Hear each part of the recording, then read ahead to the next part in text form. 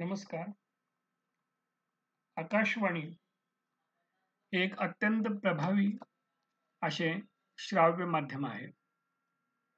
आकाशवाणीमध्ये अर्थार्जनाच्या कोणकोणत्या संधी आहेत आणि त्यासाठी कोणत्या स्वरूपाची भाषिक कौशल्ये, क्षमता, पात्रता आपल्या अंगी असावी, आकाशवाणीवरील कार्यक्रमांचं स्वरूप कसं असतं आणि त्यासाठीचं लेखन कसं करावं, या संबंधीची चर्चा या दोन्ही चित्रफितीमध्ये मी करीत आहे. प्रारंभी आपणा सर्वांचे मनपूर्वक स्वागत. मी डॉक्टर अरुण शिंदे, मराठी विभाग प्रमुख, नाईट कॉलेज, कोल्हापूर. शिवाजी विद्यापीठाच्या मराठी विषयाच्या बी भाग 3च्या अभ्यासक्रमामध्ये मराठी भाषा व अर्थार्जनाच्या संधी या नावाची एक अभ्यासपत्रिका आहे. या अभ्यासपत्रिकेमध्ये आकाशवाणीसाठी लेखन हा घटक समाविष्ट केलेला आहे. या अनुषंगानं आपण आकाशवाणी एक प्रभावी श्राव्य माध्यम कसं आहे आणि आकाशवाणीवरील कार्यक्रमांचं स्वरूप कसं असतं हे जाणून घेण्याचा प्रयत्न करूया. प्राचीन काळापासून भारतीय शिक्षण पद्धतीमध्ये श्राव्य माध्यमाचा वापर होत होता. ज्यावेळी मनुष्यास लेखन कौशल्य प्राप्त नव्हते, त्यावेळी ऐकून पाठांतर करून ज्ञानप्राप्ती केली जात होती. प्राचीन काळापासून ते अगदी आजच्या 21व्या शतकापर्यंत श्राव्य कला ही शिक्षण, साहित्य, मनोरंजन, विज्ञान, कला यांच्या प्रसाराचं माध्यम ठरले आहे. आधुनिक काळात रेडिओ म्हणजे नभोवाणी किंवा आकाशवाणी या माध्यमाचा यामध्ये सिंहाचा वाटा आहे. आज घडीला मनोरंजनाच्या क्षेत्रात आकाशवाणी सर्वोच्च स्थानावर आहे. या क्षेत्रात दररोज नवनवीन माध्यमांची भर पडत आहे. मनोरंजन क्षेत्राची सुरुवात कथाकथनापासून झाली ते तेथून आजपर्यंत वेगवेगळे टप्पे मनोरंजन क्षेत्रानं गाठलेले आहेत. आकाशवाणी हे एक अत्यंत प्रभावी असं श्राव्य माध्यम आहे, जे कोणत्याही दृश्याशिवाय श्रोत्यांशी मोजक्या भाषेत संवाद साधते. दृश्याशिवाय फक्त भाषेची योग्य शब्दरचना तसेच प्रभावी संवाद फेकीवर श्रोत्यांच्या मनामध्ये उल्लेखनीय प्रसंगाचे चित्रण उभे केले जाते. यामध्ये भाषिक कौशल्य हे महत्त्वाचे असते. निवेदकाने कौशल्यपूर्ण केलेले निवेदन, वाचन ही या माध्यमातील सर्वात मोठी जमेची बाजू असते. त्यामध्ये श्रोत्यांसमोर एखाद्या घटनेचे किंवा कथेचे किंवा प्रसंगाचे जसेच्या तसे चित्र साकारण्याचे सामर्थ्य असते. त्यामुळे श्रोत्यांचे एखाद्या कार्यक्रमातील निवेदक एखादे पात्र, वस्तू, प्रसंग, घटना यांच्याशी अदृश्य नाते जोडले जाते. आकाशवाणीचे कार्यक्रम एकाच वेळेला अनेक लोक ऐकत असतात. भारतासारख्या खंडप्राय देशात अगदी तळागाळातील व्यक्तीपर्यंत पोहोचलेले आकाशवाणी हे एकमेव माध्यम आहे. हे माध्यम दैनंदिन लोकांचं जीवन सुकर होण्यास, त्याचबरोबर मनोरंजनातून लोकशिक्षण करण्यास सहाय्यभूत, पायाभूत झालेला आहे. अगदी तळागाळातील अशिक्षित, गरीब, मजूर लोकांनाही प्रबोधित करण्याचं कार्य आकाशवाणीने केले आहे. आज ही भारतातील सर्वात अधिक लोकसंख्या ही रेडिओवरील कार्यक्रम ऐकते.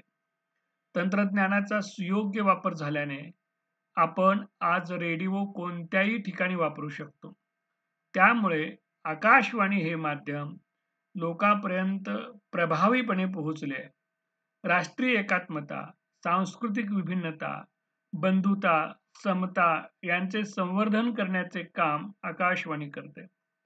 तसेच मानवी हक्क व अधिकार यांची जागरूकता वाढवण्यासाठी लोकप्रबोधन करण्याचे काम आकाशवाणी करते. महिला व बालकल्याण, समाजातील शोषित वर्गासाठी, ज्येष्ठांसाठी प्रबोधनपर कार्यक्रम प्रसारित करून सुधारणा करण्याचे काम करते. याशिवाय समाजातील विविध सांस्कृतिक समूह, त्यांची जीवन पद्धती, लोकपरंपरा जपण्याचे, त्या संवर्धित करण्याचे कार्यही आकाशवाणी करते. युवा पिढीशी संलग्न असणारे कार्यक्रम, उदाहरणार्थ क्रीडा, संमेलन, युवा महोत्सव, नृत्य, नाट्य, कवी संमेलने, विविध उत्सव इत्यादींची प्रसारणे केली जातात.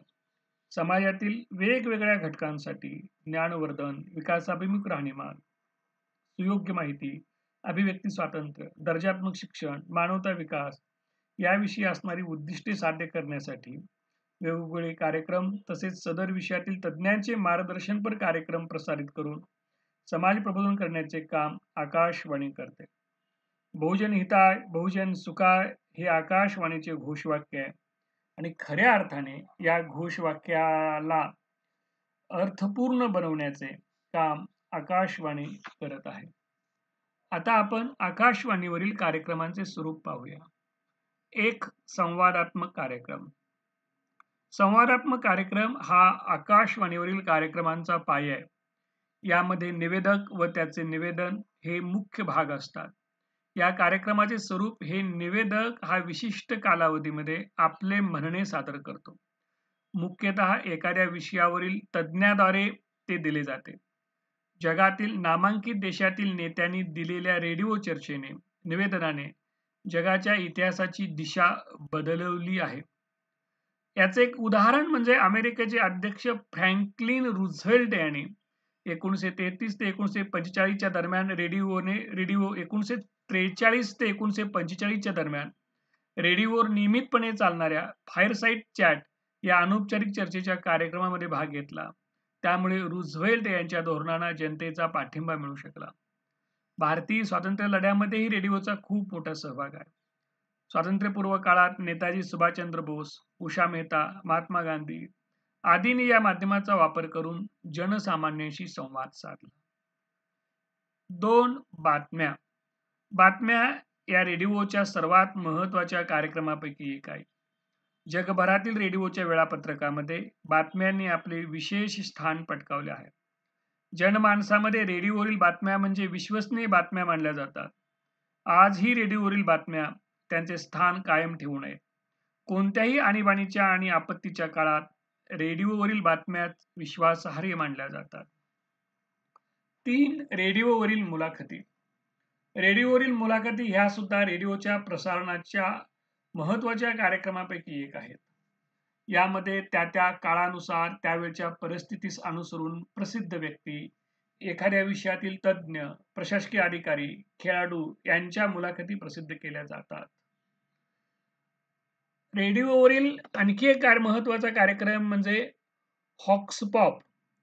हॉक्सपॉप हा शब्द हॉक्स पोपोली या शब्दापासून झाला असून त्याचा अर्थ लोकांचा आवाज असा आहे. सर्व प्रकारच्या माध्यमामध्ये हॉक्स पोपोली याचा वापर केला जातो. रेडिओ हॉक्स पोपोलीच्या बाबतीत पत्रकार हे सहजरीतीने सर्वसामान्य लोकांना भेटण्यासाठी रस्त्यावर उतरून त्यांची मते आणि प्रतिक्रिया जाणून घेतात. एखाद्या विषयाबद्दल लोकांची मते किंवा प्रतिक्रिया जाणून घेतात आणि जनतेच्या चिंतेच्या, आनंदाच्या अशा वेगवेगळ्या विषयावर लोकांना प्रश्न विचारतात आणि त्याच्यावर आधारित कार्यक्रम सादर केला जातो.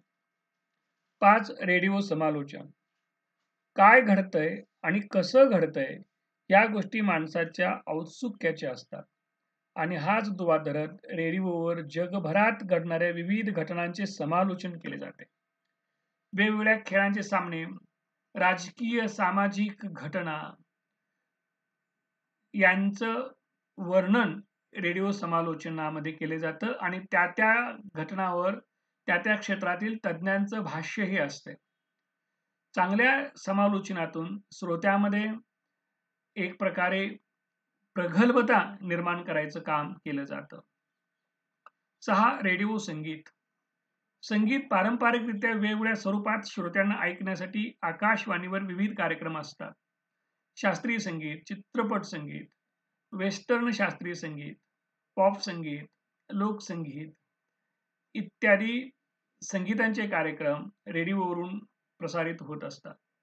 भारतात कर्नाटक संगीत व हिंदुस्थानी संगीताचा प्रसार रेडिओद्वारे होत आहे. सध्याच्या काळात रेडिओचं व्यावसायीकरण झाल्यानंतर चित्रपट संगीताला खाजगी रेडिओ चॅनलनी, ज्याला आपण FM म्हणतो, त्यांनी प्राधान्य दिलेलं आहे. 7 नभोनाट्य. रेडिओवरील नाटक म्हणजे नभोनाट्य. यामध्ये सामाजिक, शैक्षणिक, सांस्कृतिक, आर्थिक, राजकीय यासारख्या वेगवेगळ्या विषयावर आधारित काल्पनिक अथवा सत्य घटनावर आधारित नाटिका सादर केल्या जातात. यांचा कालावधी कमीत कमी अर्धा तास व जास्तीत जास्त 2 तास इतका असतो. नभोनाट्यामध्ये समाजात घडणाऱ्या घटनांवर प्रकाश टाकला जातो. संगीताबरोबर नभोनाट्यही प्रेक्षकांचे चांगले मनोरंजन करू शकते. 8 रेडिओ डॉक्युमेंटरी किंवा माहितीपट. विशिष्ट विषयावर वास्तव आणि सत्य स्पष्ट स्वरूपाची रेडिओवर माहिती देणारा कार्यक्रम म्हणजे रेडिओ डॉक्युमेंटरी.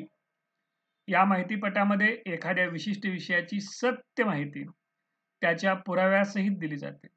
तसेच सदर माहितीपटामध्ये देण्यात येणारी माहिती ही मोजक्या शब्दात पण व्यापक स्वरूपाची असते.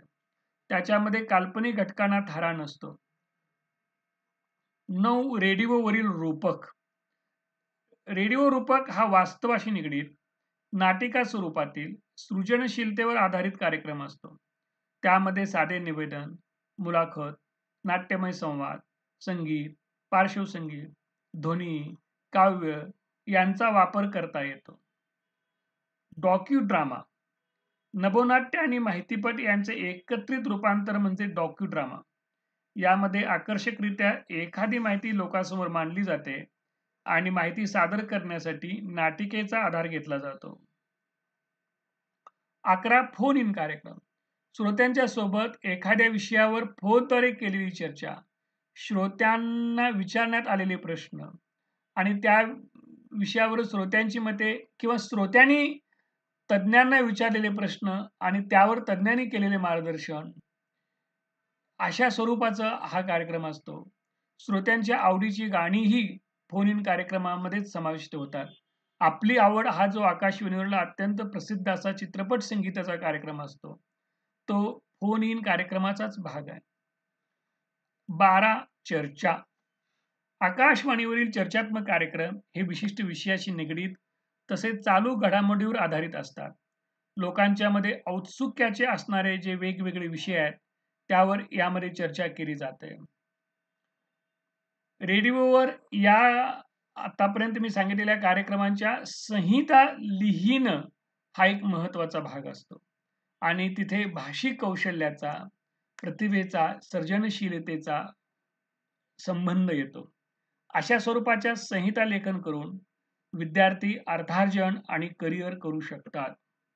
आता आपण रेडिओवरील काही महत्त्वाचे कार्यक्रम जे असतात त्यांचं संहिता लेखन कसं केलं जातं ते आपण पाहूया. त्यामध्ये पहिला जो आहे तो म्हणजे निवेदन हा एक महत्त्वाचा भाग आहे. ते जे वेगवेगळ्या कार्यक्रमांचं निवेदन रेडिओवर केलं जातं त्याचं स्वरूप कसं असतं किंवा त्याची संहिता कशी लिहिली जाते ते आपण पाहूया.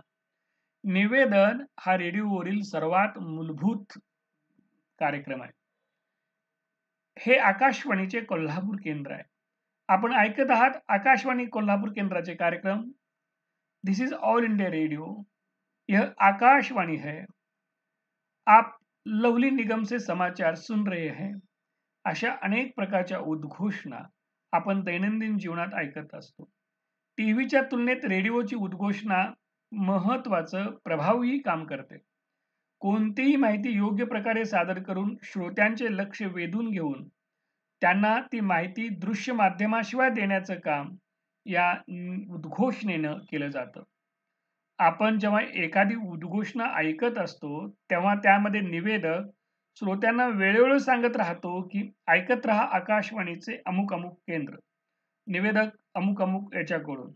तसेच स्वतःचे नाव सांगून श्रोत्यांना गुंतवून ठेवण्यासाठी प्रयत्न करत असतो.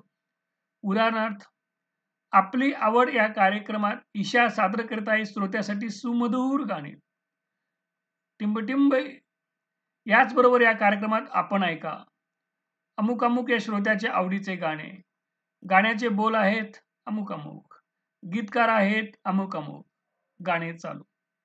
अशा स्वरूपाचं जे निवेदन केलं जातं त्यामध्ये श्रोत्यांचं लक्ष वेधून घेण्यासाठी निवेदक स्वतःचं नाव, गाणं, ती कुणाची आवड आहे, त्याचे गीतकार कोण, संगीतकार कोण, गायक कोण, अशा बाबींची माहिती देतात आणि श्रोत्यांचं अवधान खेचून घेण्याचं काम करतात. निवेदक आकाशवाणी केंद्राचं नाव व त्याची फ्रिक्वेन्सी कार्यक्रमादरम्यान वारंवार सांगत असतो. उदाहरणार्थ, आपण ऐकत आहात 101.3 मेगाहर्ट्झवर आकाशवाणीचे सांगली केंद्र. निवेदक आपल्या निवेदनाद्वारे श्रोत्यांना कार्यक्रमाशी जोडून ठेवण्याचं काम करतो. कारण निवेदक श्रोत्यांशी कोणत्याही दृश्याशिवाय गप्पा मारत असतो. निवेदन म्हणजे उद्घोषणा. कार्यक्रमाच्या स्वरूपानुसार केलेल्या उद्घोषणा म्हणजेच निवेदन.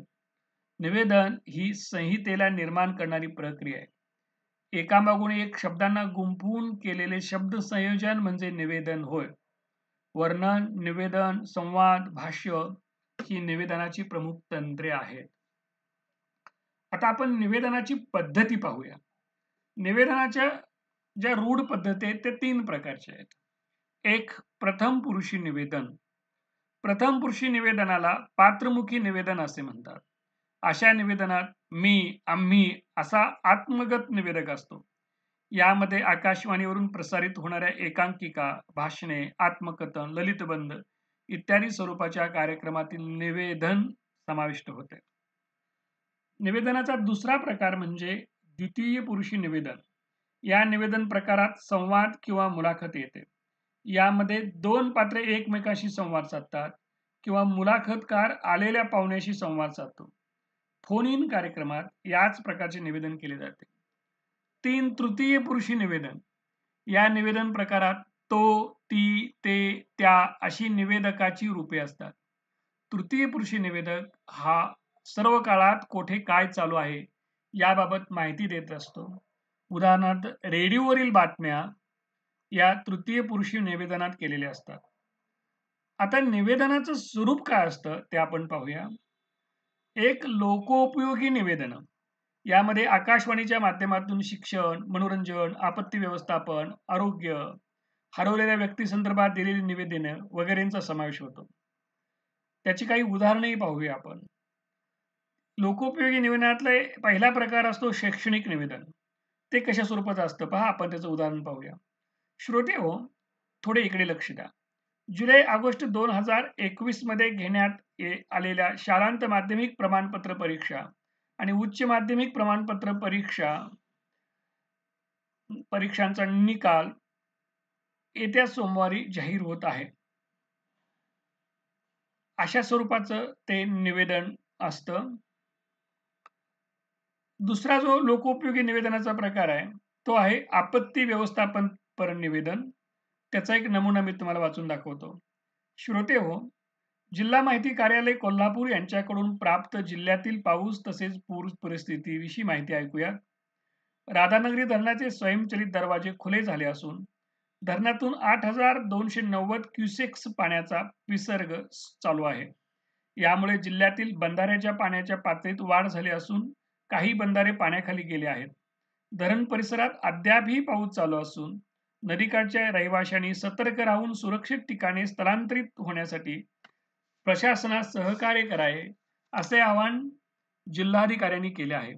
तसेच अतिवृष्टीमुळे निर्माण झालेल्या पूर परिस्थितीचा सामना करण्यासाठी प्रशासन सज्ज असून जिल्ह्यातील जनतेने घाबरून जाऊ नये, तसेच कोणत्याही अफवांवर विश्वास ठेवू नये. पूरग्रस्तांच्या आणि नागरिकांच्या मदतीस जिल्हा स्तरावर नियंत्रण कक्ष 24 तास कार्यरत असून त्याचा टोल फ्री नंबर 1077 असा आहे. जनतेने टोल फ्री क्रमांकावर पूर परिस्थितीबाबत अथवा मदतीची माहिती असल्यास संपर्क साधावा. धन्यवाद. अशा स्वरूपाचं निवेदन आपत्ती व्यवस्थापन पर असतं. म्हणजे हा एक निवेदनाचा प्रकार आहे, तो आपण पाहिला. आता जो निवेदनाचा दुसरा प्रकार आहे तो म्हणजे जाहिरात विषयक निवेदन. आकाशवाणी हे प्रसार माध्यम असून त्याचा उपयोग काही वस्तू, पदार्थ, औद्योगिक उत्पादने तसेच प्रायोजित आणि आयोजित कार्यक्रम इत्यादींच्या जाहिरातीसाठी केला जातो. जाहिरात प्रसारणामध्ये ठराविक वेळेनुसार आणि ठराविक शब्दसंख्येसाठी दर आकारणी केली जाते. यामध्ये विहित सेकंद अथवा मिनिटाचे निवेदन प्रसारित करून श्रोत्यांना एखाद्या कार्यक्रमाची माहिती दिली जाते. जाहिरात विषयक निवेदनाचा एक नमुना आपण पाहूया. भारताचं बदलतं स्वरूप 2020 स्वातंत्र्य दिन या विषयावर पोस्टर बनवण्याची स्पर्धा आयोजित केली आहे. ही स्पर्धा 10 ऑगस्ट पर्यंत खुली आहे. स्पर्धेची प्रवेश फी लहान गटासाठी ₹100 आणि मोठ्या गटासाठी ₹200 अशी असून स्पर्धेबद्दल अधिक माहिती www.davp.nic.com या संकेतस्थळावर उपलब्ध आहे. आता जाहिरात विषयक दुसरं एक निवेदन आपण बघूया. श्रोतेहो, दिनांक 12 नोव्हेंबर 2021 ते 15 नोव्हेंबर 2021 या कालावधीत खासबाग मैदान कोल्हापूर येथे भगिनी महोत्सव आयोजित केला असून त्याचा नागरिकांनी अवश्य लाभ घ्यावा. वेळ सकाळी 10 ते रात्री 9 पर्यंतची आहे. आता आपण आकाशवाणीवरील या निवेदनाची शैली कशी असते ते पाहूया. आकाशवाणीवरील सादरीकरण ही एक प्रयोगशील कलाकृती आहे. यामध्ये निवडक श्रोत्यांशी संवाद साधला जातो. निवेदक श्रोत्यांशी एक प्रकारे बोलत असतो. मुद्रित माध्यमातील भाषा वाचन करण्याची भाषा असते, तर आकाशवाणीची भाषा ही फक्त श्रवणाची भाषा असते. त्यासाठी संहिता लेखन आवश्यक असते. संहिता वाचून श्रोत्यांना ऐकवावी लागते. तरीही तो अनुभव देण्यासाठी, चित्र उभे करण्यासाठी निवेदन शैलीच प्रभावीपणे काम करते. निवेदन शैली प्रभावी असली तरच श्रोत्यांसमोर कार्यक्रम यशस्वीपणे सादर करता येतो. आकाशवाणीवरील निवेदन शैली ही तुमच्या श्रोता कोण आहे, तुम्ही कोणासाठी कार्यक्रम सादर करत आहात, तुमची भाषा काय असावी, तुमची सादर करण्याची पद्धत काय असावी यावर अवलंबून असते. खरं म्हणजे रेडिओचा श्रोता हा सिनेमासारखा तिकीट काढून कार्यक्रम ऐकण्यास बांधील नसतो. त्यास रेडिओचे बटन बदलून दुसरा कार्यक्रम ऐकण्याचे स्वातंत्र्य असते. तुमचा श्रोता एक सामान्य माणूस असतो. त्या सर्वसामान्य माणसाला समजेल, रुचेल, पचेल अशी सोपी, सुटसुटीत, सरळ भाषा असावी लागते. त्यात कृत्रिम, अवघड शब्द तसेच अलंकारिक भाषा नसावी. तुमच्या निवेदन शैलीवर तुमचा श्रोतावर्ग जसे शेतकरी, कामगार, महिला, युवक, बालक, ज्येष्ठ नागरिक इत्यादी यांच्या आवडीनिवडीनुसार बदल व संवादफेक होण्याची गरज असते. कारण तुमचा टार्गेट ऑडियन्स म्हणजे विशिष्ट कार्यक्रम ऐकणारा श्रोतावर्ग कोण आहे त्यानुसार निवेदन शैलीत बदल करतात. त्या ठिकाणी एकसुरीपणा असेल तर श्रोत्यांचा कार्यक्रम ऐकण्यातील रस कमी होईल. रेडिओची खासियत ही एनी टाइम एनी व्हेअर असल्यामुळे एका वेळी हजारो श्रोते ऐकू शकतात. त्यामुळे निवेदन शैली ही कार्यक्रमानुसार बदलत राहते. जसे की शेतीविषयक कार्यक्रमामध्ये त्या भागातील स्थानिक बोली भाषेचा वापर केला जात असतो. महिला विषयक कार्यक्रमामध्ये 2 निवेदका उदाहरणार्थ अन्न पदार्थांचं महिलासाठी व बालकासाठी महत्वाचे उपयोग काय आहेत हे त्यांच्या शब्दामध्ये सांगत असतात. हे अशा स्वरूपाचं जे एक निवेदन असतं ते निवेदन लिहिताना काही काळजी घ्यावी लागते. हे लोकोपयोगी जे निवेदन असतं ते कमीत कमी शब्दात जास्त परिणामकारक, लोकहित जपणारं आणि लोकात जागृती करणारं असावं. आपण कोणत्या उद्देशाने निवेदन देत आहोत हे सर्वप्रथम निश्चित करावं व त्याप्रमाणे लेखन करावं. निवेदन खात्रीपूर्ण असावे. निवेदन साधे, सरळ, सोप्या, अचूक आणि स्पष्ट भाषेत असावे. आपण आपले निवेदन कोणत्या प्रकारात देणार आहोत हे निश्चित करून त्याप्रमाणे लेखन करावे. निवेदन ज्या लोकांसाठी देण्यात आले आहे त्यांच्यापर्यंत ते पोहोचते का याबाबत खात्री करावी. निवेदन तयार करताना त्यामधील माहिती ही संशोधनपर व अभ्यासपूर्ण असावी. समाजातील कोणत्या वर्गासाठी आपल्याला निवेदन करावयाचे आहे तो वर्ग व त्याप्रमाणे भाषा निवडावी. उदाहरणार्थ महिला, बालक, शेतकरी, पालक, ज्येष्ठ नागरिक इत्यादी.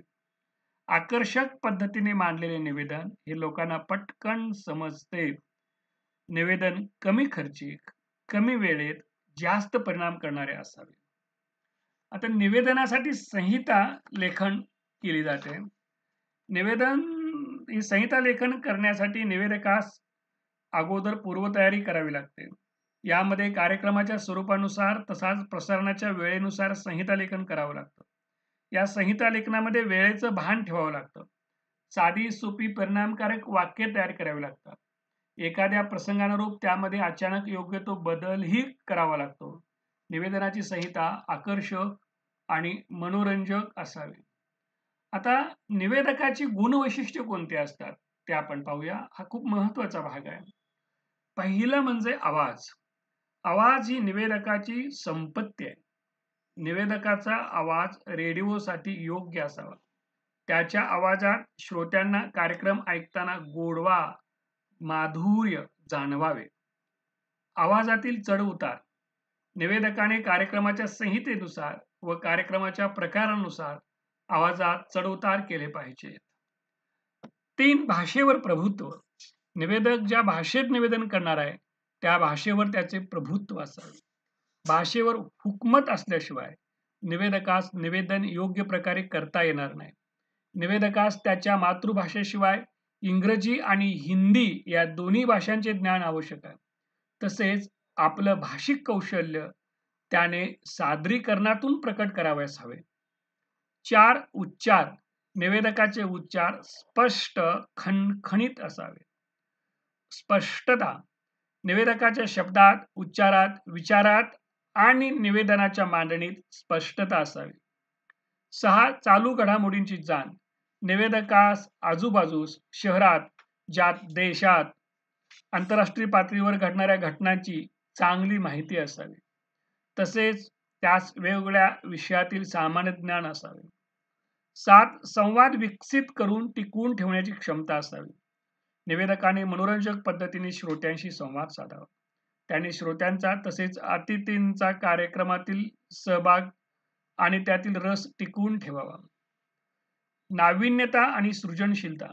निवेदकाने त्याच्या कार्यक्रमात अथवा निवेदनात नवनवीन कल्पना, विचार तसेच निवेदनाची मांडणी यांचे प्रयोग करून श्रोत्यांना खिळवून ठेवण्याची कला विकसित करावी. बहुकार्य करण्याची क्षमता.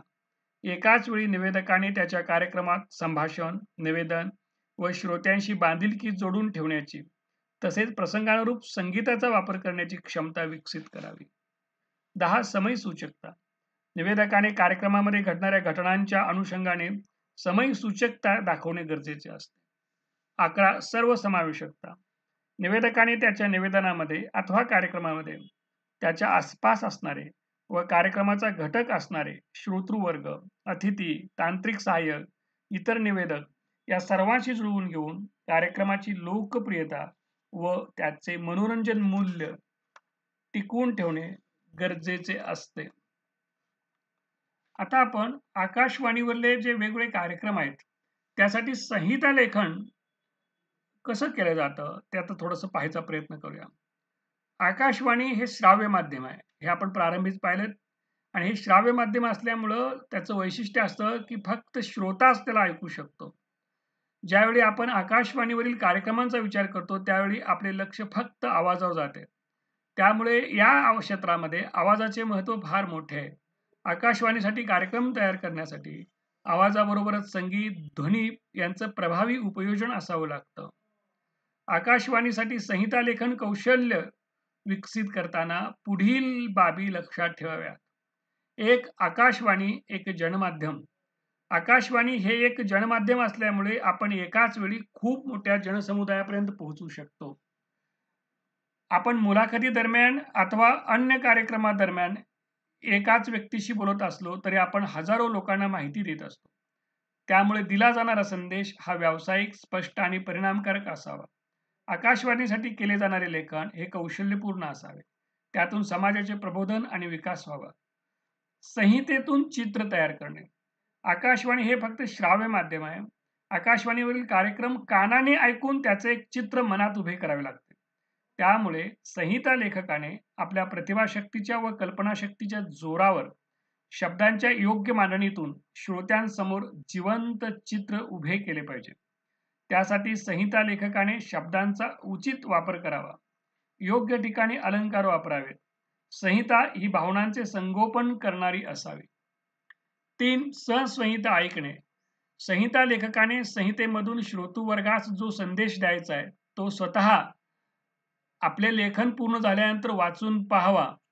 असे वाचन केल्यावर आपण काय लिहिले आहे याची त्याला नेमकी जाणीव होते. 4.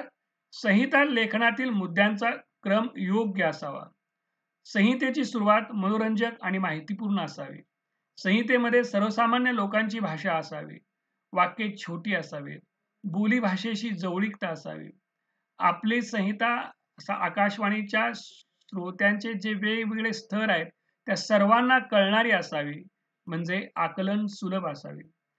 संहितेचे लेखन करत असताना भाषा, व्याकरण आणि विरामचिन्हांचा योग्य वापर करावा. सर्वनामांचा वापर शक्यतो टाळावा. मांडणीमध्ये एक सुस्पष्टता असावी. नावांच्या अगोदर ज्या उपाध्या असतात त्या द्याव्या. उदाहरणार्थ शरद पवार मुख्यमंत्री असे न म्हणता मुख्यमंत्री शरद पवार असे म्हणावे. आता आपण आकाशवाणीवरील वेगवेगळ्या कार्यक्रमांचे स्वरूप कसं असतं ते जाणून घेण्याचा प्रयत्न करूया. आकाशवाणीवर महिला विषयक कार्यक्रम, शैक्षणिक कार्यक्रम, कृषी विषयक कार्यक्रम असे विविध स्वरूपाचे कार्यक्रम असतात. महिला विषयक कार्यक्रमामध्ये महिला विषयक कायदे, हक्क, अधिकार, त्यांना मिळणाऱ्या सुविधा, त्यांच्याशी संबंधित असणारे विषय जसे की वेगवेगळ्या पदार्थांच्या पाककृती, बालसंगोपन, आरोग्यविषयक, कलाकुसर, बालसंवर्धन, पर्यटन, कर्तबगार बहिणांच्या मुलाखती इत्यादींचा समावेश महिला विषयक कार्यक्रमामध्ये होतो. त्यासाठीची संहिता विषयानुरूप तसेच कार्यक्रमानुरूप ठरवली जाते. दुसरा जो प्रकार आहे तो म्हणजे शैक्षणिक कार्यक्रमाचा.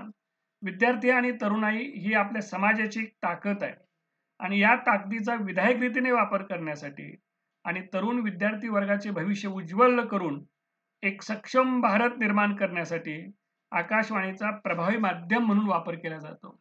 या प्रकारच्या कार्यक्रमामध्ये तरुण आणि विद्यार्थी वर्गाचे प्रश्न, समस्या, शिक्षण पद्धती, करिअरच्या वेगवेगळ्या संधी, बेरोजगारी, व्यसनाधीनता, सामाजिक बांधिलकी अशा युवा वर्गाशी निगडीत विविध विषयांवर मार्गदर्शनपर चर्चात्मक स्वरूपाचे कार्यक्रम आयोजित केले जात असतात. शैक्षणिक कार्यक्रम लिहित असताना काही पथ्यही पाळावी लागतात. उदाहरणार्थ ज्या विद्यार्थ्यांसाठी कार्यक्रम तयार करायचा आहे त्यांचा वयोगट, त्यांची आकलन क्षमता, वर्ग, बौद्धिक स्तर वगैरे लक्षात घेऊन त्याप्रमाणे कार्यक्रमाचं संहिता लेखन करावं. आपण कोणत्या कौशल्यावर आधारित शिक्षण देणार आहोत ते निश्चित करून त्यावर आधारित संहितेचे लेखन करावं. कार्यक्रमाचे स्वरूप काय असावे ते कार्यक्रमाच्या संहितेतच स्पष्ट करावे. उदाहरणार्थ मुलाखत, रूपक, नभोनाट्य यापैकी कोणत्या स्वरूपाचा आपण कार्यक्रम लिहिणार आहोत त्यानुसार संहिता असावी. संहितेची वेळ निश्चित करून विहित वेळेत ती पूर्ण करावी. विद्यार्थ्यांची आवड आणि संपादन क्षमता ध्यानात घेऊन संहिता लिहावी. आणि जो एक अतिशय लोकप्रिय असा तिसरा कार्यक्रम आहे तो म्हणजे कृषी विषय. आकाशवाणी हे जनसामान्यांचं माध्यम आहे. त्यामध्ये शेतकरी वर्ग हा मोठ्या प्रमाणात आकाशवाणीचा कार्यक्रम ऐकतो आणि म्हणून आकाशवाणी ही शेतकरी वर्गासाठी वेगवेगळे कार्यक्रम सादर करते. उदाहरणार्थ हवामानाचा अंदाज, हंगामानुसार पीक, रोग आणि किडीचे व्यवस्थापन, पशुपालन, सरकारी योजना या आणि अशा स्वरूपाच्या वेगवेगळ्या विषयावर कार्यक्रम सादर करते. या कार्यक्रमाची संहिता ही त्या कार्यक्रमाच्या अनुषंगाने लिहिली जात असते. तर हे आकाशवाणीवर जे वेगवेगळ्या प्रकारचे कार्यक्रम आहेत त्यांचं स्वरूप आता आपण पाहिलं. यानंतर आपण आकाशवाणीवरली जी बातम्या असतात ज्या खूप विश्वासार्ह आहेत आणि आकाशवाणीच्या कार्यक्रमातील सर्वात महत्वाच्या कार्यक्रमापैकी एक आहेत, या आकाशवाणीवरील बातम्यांचं स्वरूप आपण समजून घेऊया. अगदी जगभरामध्ये आकाशवाणीवरील बातम्यांनी अत्यंत मानाचं आणि विश्वासाचं स्थान पटकवलेलं आहे. कोणत्याही संकटाच्या प्रसंगी, आपत्तीच्या प्रसंगी आकाशवाणीवरून बातमी प्रसारित झाली किंवा आकाशवाणीवरील बातमी ऐकली ती खरी आहे अशी लोकांची अगदी पक्की धारणा होते. इतकी विश्वासार्हता आकाशवाणीनं प्राप्त केलेली आहे. निष्पक्ष बातम्या आणि विश्वासार्ह बातम्या अशी आकाशवाणीची एक ओळख आहे. म्हणून आकाशवाणीवरील बातम्यांचं लेखन करताना काही गोष्टी पाळाव्या लागतात. आकाशवाणीवरील बातम्यांचं लेखन बोलीभाषेत व शब्द स्वरूपातील असतं. लोकांसाठी या बातम्यांचं लेखन केलं जातं. त्यामुळे नेमक्या शब्दांचा वापर करावा. संदिग्ध शब्द नसावेत किंवा शब्दोच्चार करताना त्याच्यातून विभिन्न अर्थ प्रकट होतील असे शब्द नसावेत.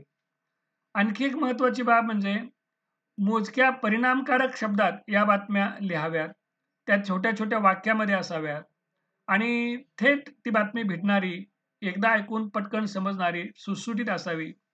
आकाशवाणीसाठी बातमी लेखन करताना एखाद्या व्यक्तीचा वारंवार उल्लेख टाळावा लागतो, कारण ते ऐकणाऱ्याला खटकते किंवा खटकणारे होऊ शकते. तसेच जर तसा उल्लेख करणे बातमीची गरज असेल तर तो वेगवेगळ्या तऱ्हेनं करावा. आकाशवाणीसाठी बातमी लिहित असताना ती कशी लिहावी या संदर्भात एक आचारसंहिता आहे. आपण त्याला मार्गदर्शिका असंही म्हणू शकतो. सामर्थ्यवान शब्द व चांगले उच्चारण, आवाजातील चढ-उतार यांच्या सहाय्याने आकाशवाणीवरील बातम्या लोकांपर्यंत यशस्वीने पोहोचवल्या जाऊ शकतात. थोडक्या आणि मोजक्या शब्दात बातम्या असावी, कारण आकाशवाणीवरील बातम्यांना वेळेचे बंधन असते. बातम्यांची संहिता लिहित असताना कर्तरी प्रयोगाचा वापर केला जातो, कारण निवेदकाला त्रयस्थ व्यक्ती म्हणून बातमीचे वाचन करावे लागते. साधी, सोपी, सुटसुटीत वाक्ये असावीत. संयुक्त वाक्ये, अलंकारिक शब्द, म्हणी व वाक्प्रचार टाळावेत. व्यक्तीच्या नावाच्या अगोदर पदाचा उल्लेख करावा. बातमी लेखनामध्ये अवघड, भारदस्त शब्दांचा वापर टाळावा. वाक्य हे व्याकरणदृष्ट्या बरोबर असावेच असे नाही, त्याऐवजी ते अर्थपूर्ण असावे. वाचण्यास क्लिष्ट अंकांचा उल्लेख टाळावा. जोडाक्षरयुक्त शब्द टाळावेत, त्याऐवजी सुमारे हा शब्द वापरून अंकाचा उल्लेख करावा. बातमीच्या सुरुवातीच्या ओळीतच बातमी नेमकी कशाची आहे हे श्रोत्यांना कळले पाहिजे. मुख्य बातमी ही स्पष्टीकरणयुक्त आणि मुद्देसूद असावी. बातम्यांची शैली ओघवती असावी. बातम्यांची भाषा ही सुरुवातीपासून शेवटपर्यंत एकच असावी. आता बातम्या देणारा जो निवेदक असतो त्या निवेदकाची काही गुणवैशिष्ट्ये. पहिलं म्हणजे निवेदकाचा आवाज चांगला व स्पष्ट असावा. बातमी वाचताना आवाजातील चढउतार कसे असावेत याची माहिती त्यास असावी. निवेदकास भाषेचे चांगले ज्ञान असावे. निवेदकास प्रसंगावधान असावे, कारण जर एखादे वेळेस बातमी लेखनामध्ये काही चुका असतील आणि प्रसारणात काही तांत्रिक दोष निर्माण झाले तर प्रसंगावधान राखून बातमीपत्राचे योग्य वाचन त्यास करता आले पाहिजे. पूर्ण बातमीपत्रात निवेदनाचा वेग एकसारखा असावा. तांत्रिक गोष्टीचे मूलभूत ज्ञान निवेदकास असावे. हे बातमीच्या निवेदकाचे वैशिष्ट्ये आहेत. धन्यवाद.